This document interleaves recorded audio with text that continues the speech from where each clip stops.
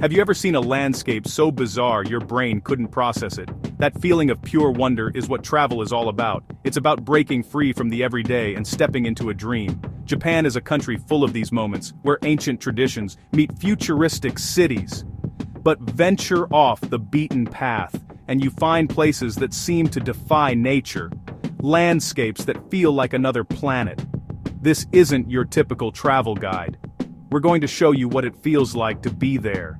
Are you ready to discover a side of Japan most people don't even know exists? So, here's the game plan. It's simple. We're going to follow a structure I call Wonder Then Plan. It's a two-step process. First, we get hit with the wonder. I'll paint a picture for you, using all the sensory details I can.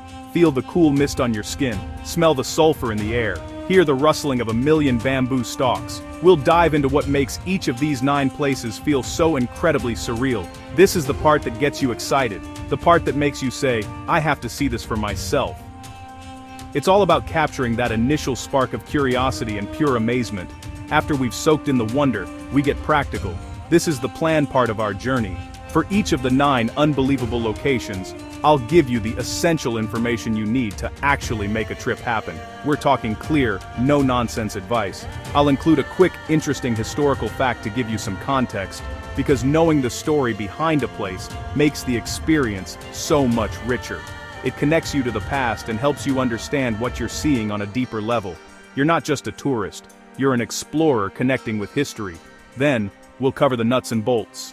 I'll give you simple directions on how to get there, because some of these spots are a bit off the grid. You need to know the path. We'll also talk about the best time of year to visit, so you can see the place in its full glory. Snow-covered landscapes, vibrant festival lights. Timing is everything when you're chasing these kinds of unique experiences. It can be the difference between a good trip and a life-changing one. No one wants to show up at the wrong time. Finally, for each spot, I'll throw in one solid travel tip. This could be anything from a piece of gear you'll need, a local custom you should know about, a way to avoid the crowds and have a more personal experience. These are the little details that can make a huge difference. I've also made sure the sentences are short and the language is simple. This whole guide is designed for clarity. We want the ideas to hit you clean and fast. So, let's get into it. Let's start this journey into the surreal side of Japan. The wonder is waiting for you. Imagine standing in the dark on a humid summer night. Suddenly you hear the thunder of taiko drums, a beat that vibrates right through your chest. Then, the lights hit. A massive, glowing warrior, 20 feet tall, floats down the street toward you. These are the incredible floats of the Aomori Nebuta Matsuri. Living gods and demons, made of paper and light. Legend says the festival began as a warlord's tactic, but it's now a ritual to banish evil spirits. Each float is painstakingly built by local teams over a year. If you want to see it, book your accommodation months in advance. Hotels sell out incredibly fast. In the deep winter of Hokkaido, you're not alone. All around you are giant hunched figures, the Juhyo, or snow monsters. By day, they glitter like diamonds. At night, ski resorts light them up, creating a ghostly psychedelic art installation. To see them, head to Zao Onsen Resort in mid-February. But here's a tip. Dress in serious layers. It can get to minus 15 degrees Celsius, and the cold is no joke. Section 3. The unbelievable blue pond of Biei. Let's stay in Hokkaido, shift to a hidden gem in the plains. Imagine walking through a quiet forest, birch trees, larch trees. You follow a simple path through a gap in the trees. You see it, a pond so unnaturally, brilliantly blue, like someone spilled a giant can of paint. Withered, skeletal trunks rise from the milky blue water, dead larch trees standing starkly, beautiful and haunting. The water changes with weather and time of day. Bright turquoise. Deep, milky cobalt. The place is eerily quiet. No boats, no fish jumping, wind-rustling leaves, quiet clicks of cameras, perfectly still surface, a flawless mirror reflecting skeletal trees and sky. A secret, a glitch, in nature. The Shirogane Blue Pond doesn't feel real. It sticks in your memory. Impossible color. Surprisingly modern and accidental, not here for centuries. Created in 1988 as part of a dam system to protect Biei from Mount Tokachi mudflows. Water from the Biei River, rich in minerals like aluminum hydroxide, pooled in a man-made hollow. Minerals mix with river water and reflect blue light, creating the pond's signature ethereal color. A beautiful accident of engineering and nature. Getting there takes effort. Rent a car for freedom to explore. Or take a train to Biei Station from Sapporo or from Asahikawa. Then catch a local bus that runs a few times a day. Beautiful year-round. Stunning in early summer when it's bluest, surrounded by lush green foliage. Also visit in winter. The pond freezes and is covered in snow. At night it's illuminated, magical and surreal. Biei's Blue Pond. An accidental splash of magic. Section 1, the timeless village of Shirakawa-go. Let's journey to a secluded river valley in central Japan. As the mist pulls back, the fairy tale village of Shirakawa-go appears. You see dozens of farmhouses with huge, steep roofs angled like hands in prayer. The Gashizukuri houses. For centuries, this valley was cut off. Its unique architecture a testament to ingenuity, now a UNESCO World Heritage Site.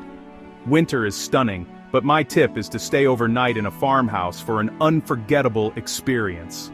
Shirakawa-go, a village lost in time and mist. Section 2, the whispering bamboo of Arashiyama. On the outskirts of Kyoto, picture yourself walking into a forest unlike any other. This is the Arashiyama Bamboo Grove. The sound is what makes this place magical. When the wind blows, the thick stalks knock and creak like a wooden wind chime. The leaves whisper high above. It's a soundscape so unique it's protected by the Japanese government. My big tip is to go very early. By 9 a.m., it can be packed. But if you arrive at sunrise, you might get the path all to yourself, and truly hear the whispers of the bamboo. Take a ropeway up the mountain, where lush forest gives way to a scarred barren landscape.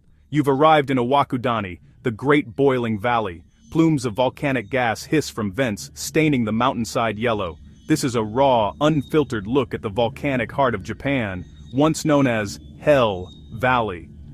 On a clear day, you can even see Mount Fuji watching over the chaos.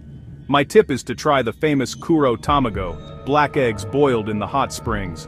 Local legend says eating one adds 7 years to your life. Section 4, the floating shrine of Itsukushima. Picture yourself standing on the coast of a sacred island. The tide is coming in. Across the calm, shimmering water of the Seto Inland Sea stands a massive bright orange torii gate. As the water level rises, the gate appears to be floating on the surface of the sea. Shrine buildings on stilts hover between sea and sky. This is Itsukushima Shrine on Miyajima Island. The effect is breathtaking, a perfect blend of human architecture and natural beauty. It feels serene, it feels spiritual, and completely magical. The feeling here changes dramatically with the tide. High tide, the shrine seems to float, vermilion reflected perfectly. You can hear waves lapping wooden pillars. Low tide, you can walk out onto the wet sand to the base of the gate, touch the massive pillars covered in barnacles, touch the parts worn smooth by the sea. Hundreds of friendly, free-roaming deer wander the island. They're considered sacred messengers, adding to the mystique. The shrine's history stretches back to the 6th century. Its current form was funded by Taira no Kiyomori in the 12th century. He built the shrine over the water because the island was sacred, too holy for commoners. Visitors would arrive by boat, passing through the torii before entering. This design creates a divine space, a gateway between human and spirit realms. To get there, take a train from Hiroshima, arrive at Miyajimaguchi Station, then a short 10-minute ferry ride across the sea. The view of the torii as you approach is part of the experience. The shrine is stunning anytime, but sunset is spectacular, and sunrise is equally magical. Check the tide tables before you go. See the shrine at both high and low tide to appreciate the full magic. Consider staying overnight to see the quiet, illuminated shrine after day trippers leave. Itsukushima Shrine, where a gate floats between worlds. Section 5, the sacred path of Fushimi Inari. Let's end our tour of central Japan with a walk into infinity. Imagine a path that leads up a mountain. It's a tunnel. Thousands of bright vermilion torii gates placed so closely together they form a winding corridor of color. This is Fushimi Inari Shrine in Kyoto. Sunlight filters through gaps, flickering on the stone walkway. You feel like you're stepping into another dimension, a sacred space. The path splits and multiplies into a maze of vermilion tunnels, up Mount Inari. The air smells of the damp forest and faint incense. You hear the chirping of cicadas and the quiet prayers of pilgrims. Black Japanese characters on each gate show the donor's name and the date it was erected. Each gate is a prayer, a wish, a token of gratitude to Inari, the Shinto god of rice and business. The sheer number is overwhelming, thousands of hopes and dreams. The shrine's history goes back to the 8th century. Donating gates became common during the Edo period, 1603-1868, and continues today. There are over 10,000 gates, with new ones added all the time. The full trail to the summit and back is about 4 kilometers, roughly 2.5 miles, and takes about 2 to 3 hours to walk. You pass smaller sub-shrines and stone fox statues, Inari's messengers.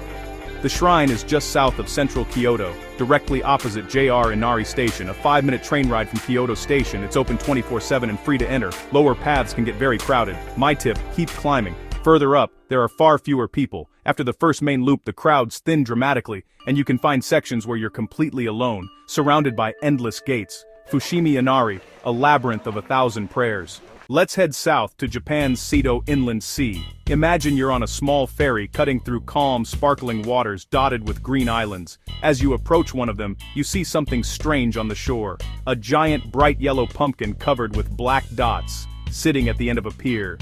This is your first glimpse of Naoshima, the art island. Stepping onto the island feels like walking into an open-air modern art museum. The feeling is one of playful surprise. It's on the beaches, tucked into old houses, even integrated into the public bathhouse. The experience is a treasure hunt. You explore the small, quiet fishing villages, an abstract sculpture, a bizarre architectural creation, the lapping of waves, the cry of seagulls, the distant hum of a passing fishing boat. The air smells of salt and the sea. The island encourages you to slow down, to walk, to look closer. The art here isn't shouting for attention. It's waiting to be discovered. Cutting-edge contemporary art set against the backdrop of a sleepy rural Japanese island. It makes you question where a museum ends and life begins. The story of Naoshima's transformation is fascinating. Until the late 1980s, it was a declining industrial island with a struggling fishing community. Then the Benesse Corporation began a radical project to transform the island. Working with renowned architect Tadao Ando, they built museums, like the Chichu Art Museum, mostly underground. They started the Art House project, turning abandoned traditional houses into installations. To get to Naoshima, take a train to Uno Port in Okayama Prefecture, or Takamatsu Port in Kagawa Prefecture. Then catch a ferry. The ride is short and scenic. Spring, autumn. Rent an electric bicycle as soon as you get off the ferry. The island is hilly. A bike gives you the freedom to explore the scattered art sites at your own pace. It's the perfect way to soak in the island's unique, surreal atmosphere and find your favorite hidden masterpiece. Oh, and, just be ready to be pleasantly surprised. In Kyushu's heart lies Takachiho Gorge, a place steeped in mythology. Picture yourself in a rowboat, gliding on a deep green river between sheer volcanic cliffs. The beautiful Manai Falls cascades down, creating a fine mist. According to legend, this is where the sun goddess, Amaterasu, hid in a cave, plunging the world into darkness until she was lured out by a dance. My tip is to arrive early to rent a boat. They're extremely popular and waits can be several hours long, but experiencing the gorge from the water is by far the most breathtaking way to see it. In the tropical paradise of Okinawa, there's a place called Ao no Dokutsu, the Blue Cave. You swim towards a dark opening in the coastal cliffs at Cape Maida. As you enter, you're plunged into darkness. Then, you turn around. The entire cave is filled with a brilliant, supernatural blue light, radiating up from the water itself. Sunlight enters from an underwater opening and reflects off the white limestone sand, creating a blue so pure, it feels like a secret portal. To experience it, join a guided tour. The cave is accessible year-round, but summer and autumn offer the calmest seas. For our final journey, we go to an island that feels like the beginning of time. Welcome to Yakushima, a UNESCO World Heritage Island south of Kyushu. Imagine hiking into a dense primeval forest. Everything is covered in a thick green carpet of moss. The air is heavy with moisture, you can almost taste it. Damp earth, decaying wood, fresh pine. And then you see them. The yakusugi, ancient cedar trees that are thousands of years old. Giants with gnarled, massive trunks. Branches reaching out like wise old arms. Standing before one, you feel awe and humility. The forest is alive with sound and texture. Drips from moss-covered branches. Birds chirping you can't see. The ground is soft and spongy under your feet. Run your hand over rough, ancient bark. Feel history. This forest inspired Studio Ghibli's Princess Mononoke. It feels enchanted. Kodama might exist here. Walking among trees that were seedlings when the pyramids were built is humbling. Yakushima's unique environment creates this age. It rains here, locals joke, 35 days a month. High rainfall plus poor soil, very slow growth. Slow growth makes dense, resin-rich, rot-resistant wood. The famous Jomonsugi is estimated 7,200 years old. These trees are living monuments, silent witnesses. Getting to Yakushima, flights from Fukuoka or Kagoshima, or a high-speed ferry from Kagoshima. The island has many hiking trails. Terrain is rugged and weather unpredictable. Best time to hike, spring or autumn. My most important tip, be prepared. Proper waterproof hiking boots, rain jacket, even on a sunny day. Enough food and water. For long trails like to Jomonsugi, hire a local guide. Yakushima's ancient forest, walking with giants. We've seen a pond so blue it looked like paint, and a village that seems lost in time. Each one of these places offers more than just a pretty picture. They offer a feeling, a sense of wonder. It's easy to forget that places like this exist, but they're out there, waiting. So start small. Pick one place that spoke to you. Taking that one step makes the dream feel real. My final tip is simple, just go. Book the ticket, pack your bag, open your mind to the wonder that's waiting. Your journey to the surreal starts now.